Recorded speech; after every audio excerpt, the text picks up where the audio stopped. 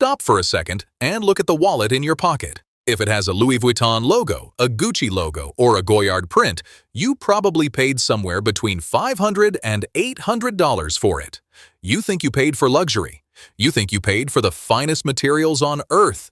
You think you paid for Italian or French craftsmanship that will last a lifetime. You didn't. If you cut that wallet open, you will find the truth. You paid $600 for cotton canvas painted with plastic. You paid for the same material used to make a painter's drop cloth or a cheap linoleum floor. The designer wallet is the single most profitable item in the entire luxury fashion industry. It has the highest markup, the lowest material cost, and the worst construction quality of almost anything these brands sell. It is a product designed specifically to target people who cannot afford the $5,000 handbag, but are desperate to show the world that they have money. It is the poor man's luxury. They are selling you a membership card to a club that doesn't respect you. They are selling you a home for your money that costs more than the money inside it. And today, we are going to expose exactly how they do it, from the fake leather to the peeling paint, and why you should never buy a designer wallet again. To understand the magnitude of this ripoff, we have to start with the physical object itself, because the biggest lie in the luxury world is the material. The most famous wallets in the world, the ones you see on every influencer, every celebrity, and every street corner,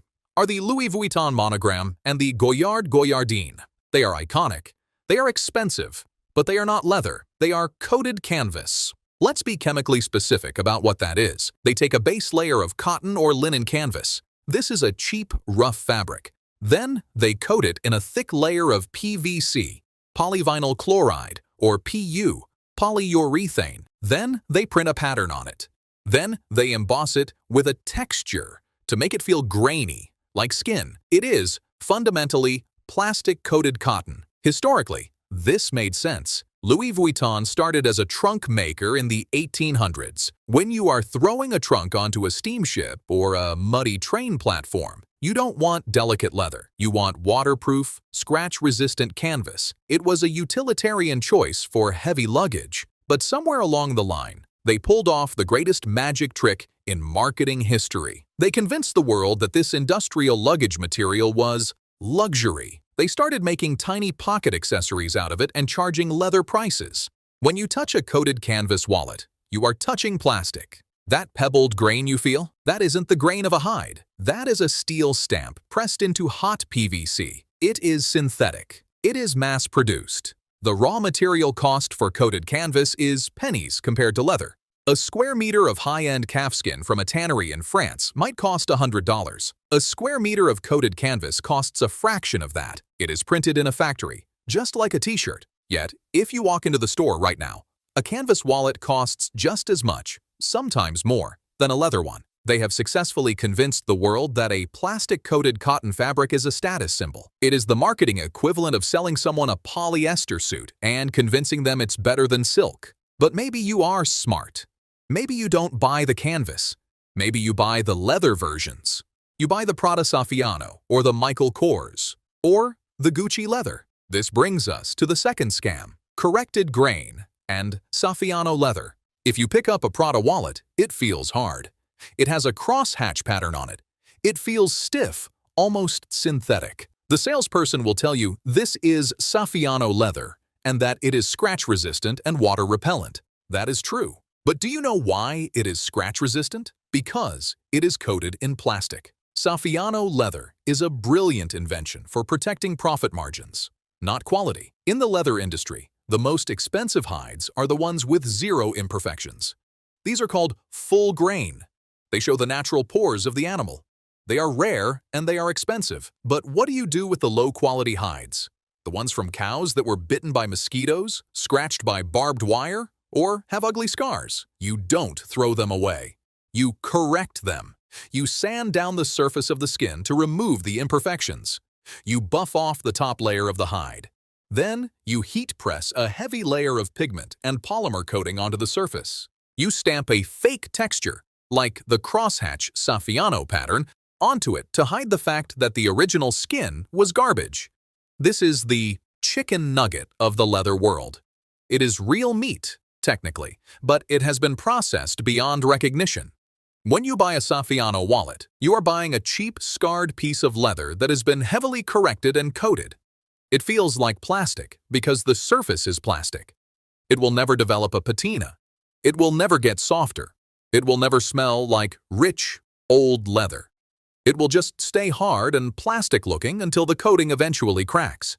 And yet, because it has a triangular metal logo glued to the front, you pay $700 for it.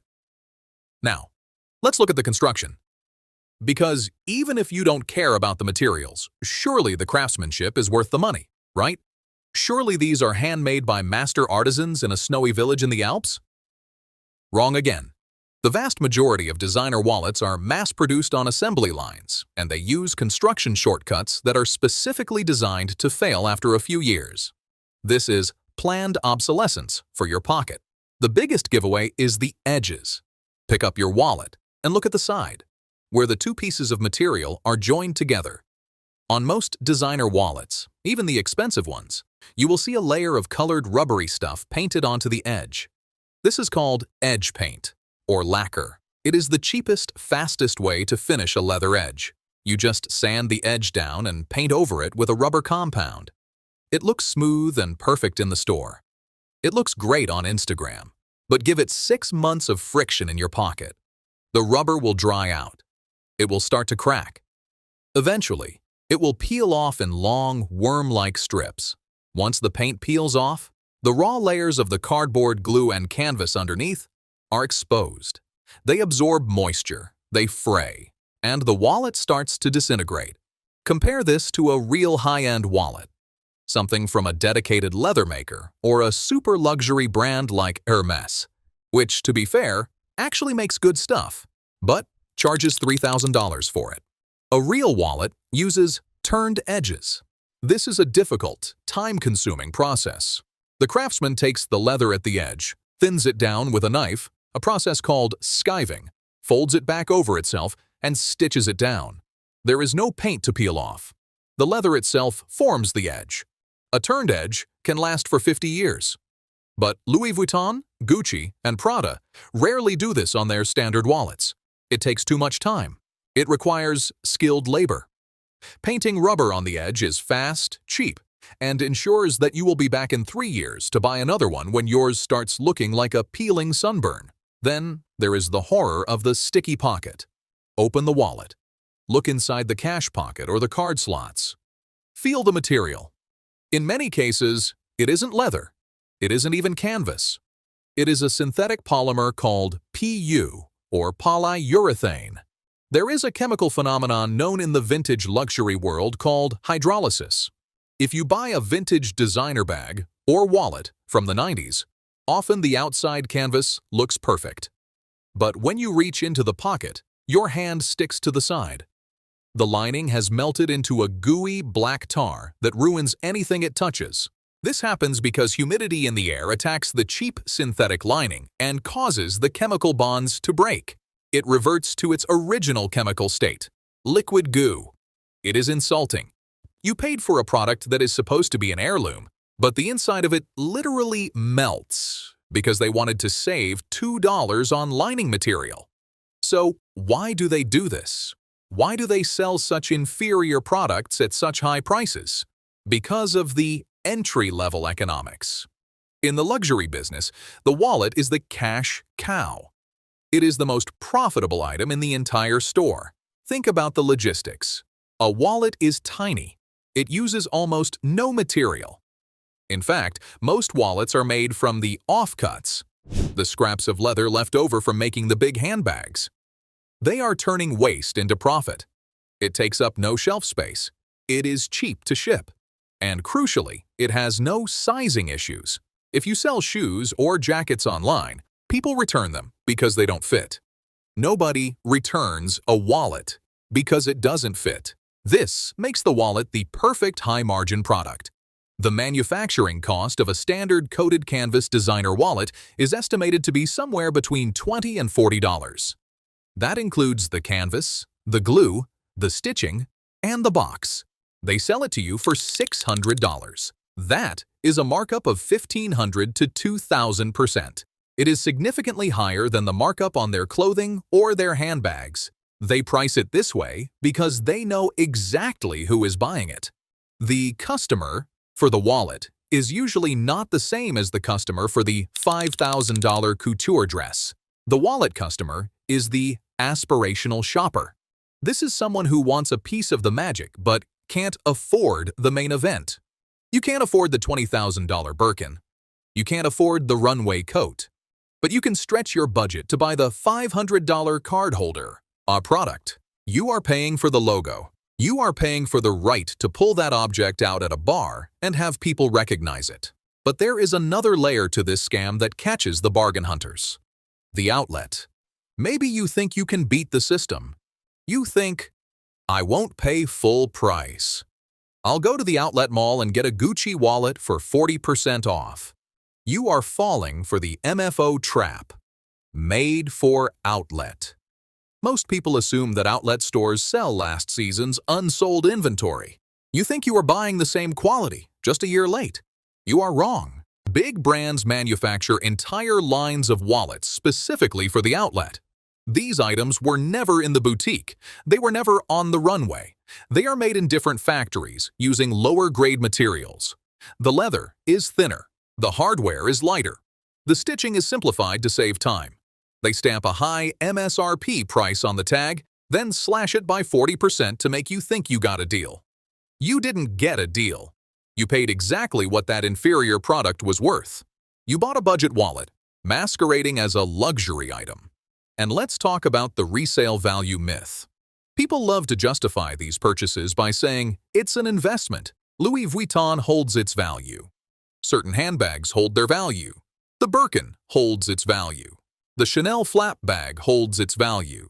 Wallets do not hold their value. A wallet lives a hard life. You sit on it. It absorbs your sweat. It gets rubbed against denim hundreds of times a day. It gets stuffed with receipts. Because the materials are often coated canvas or cheap leather with painted edges, they degrade quickly. If you try to sell a used, peeling, cracked canvas wallet on a resale site, you will get pennies on the dollar. It is a depreciating asset. It is not an investment. It is a consumption item. So the materials are cheap, the construction is flawed, and the value drops like a stone. Why do we keep buying them? Because of the signal. We are desperate to signal status. But we need to ask ourselves, who are we actually signaling to? If you are carrying a loud logo-covered wallet, you think you are signaling wealth. But in the world of actual wealth, you are signaling the opposite. You are signaling that you are new to money, or that you are stretching your money to look rich. There is a concept called loud luxury versus quiet luxury. Loud luxury is coated canvas. It is big gold buckles. It is logos repeated 1,000 times. It is designed to be recognized by the masses. It is designed so that the waiter, the bus driver, and your friends know exactly what you spent. Quiet luxury is invisible. It is a wallet made of shell Cordovan horse leather from a tannery in Japan.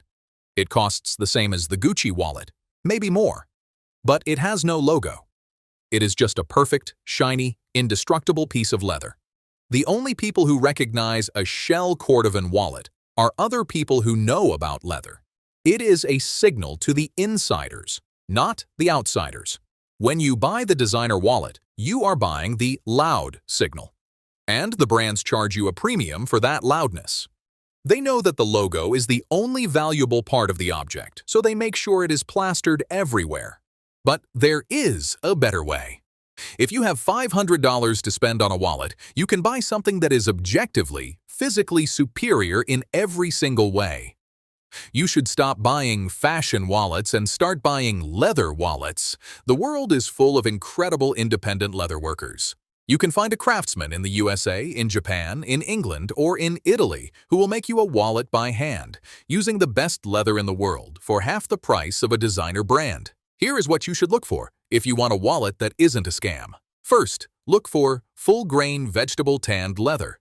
This is leather that has been tanned using tree barks and natural tannins. It smells like earth, it is tough, and, crucially, it develops a patina. Real leather is magical. It starts its life looking stiff, but as you use it, It absorbs the oils from your hands. It absorbs the indigo dye from your jeans. It tans in the sunlight. After 5 years, a vegetable tanned leather wallet looks beautiful. It has a deep, rich shine. It has character. It looks better than the day you bought it. Compare that to the designer canvas wallet. After 5 years, the print has rubbed off, the plastic has cracked, and it looks like trash. Second, look for shell Cordovan. If you want to spend Gucci money, $500 plus, buy Cordovan. This is leather made from the fibrous flat muscle beneath the hide on the rump of a horse. It is legendary. It is the most non-porous leather in the world. It doesn't crease. It ripples. It shines like glass without any plastic coating. A shell Cordovan wallet will literally outlive you. You will have to put it in your will. Third, look for saddle stitching. Most designer wallets are sewn by machines using a lock stitch. If one thread breaks, the whole seam unravels. Independent craftsmen use a saddle stitch, done by hand with 2 needles. If a thread breaks, the knot holds, and the wallet stays together. It is bulletproof construction. Check out brands like Ashland Leather, Ganzo from Japan, Ettinger from the UK, or search for independent artisans on Etsy who show their faces and their workshops. These people are not selling you a logo. They're selling you a material. There is a simple test you can do if you want to know if a wallet is worth the money. It's called the touch and smell test. Go into a luxury store, pick up the wallet, close your eyes. Does it feel cold and plasticky? That's the coating. Does it smell like chemicals or nothing at all? That's the heavy processing. Now find a real leather goods store. Pick up a vegetable tanned wallet. It will feel warm to the touch. It will have a micro texture that isn't a perfect repeating stamp. And the smell? It will hit you instantly. It smells rich, organic, and expensive. That is the smell of value. There is a profound irony in putting your hard-earned cash into a fake leather pocket. It shows a lack of respect for the value of your own labor. You worked hard for those dollars. Why wrap them in plastic and overpriced marketing? The designer wallet is a trap. It traps you in the cycle of aspiration. It keeps you poor by selling you the symbols of wealth. It is time to evict the tenant. Stop paying rent for a logo. Stop buying coated canvas. Stop letting these brands treat you like an ATM. A wallet is a tool. It is a vessel. It is a home for your wealth. Don't let the home cost more than the money inside it. And definitely don't build the home out of plastic and tell yourself it's a castle.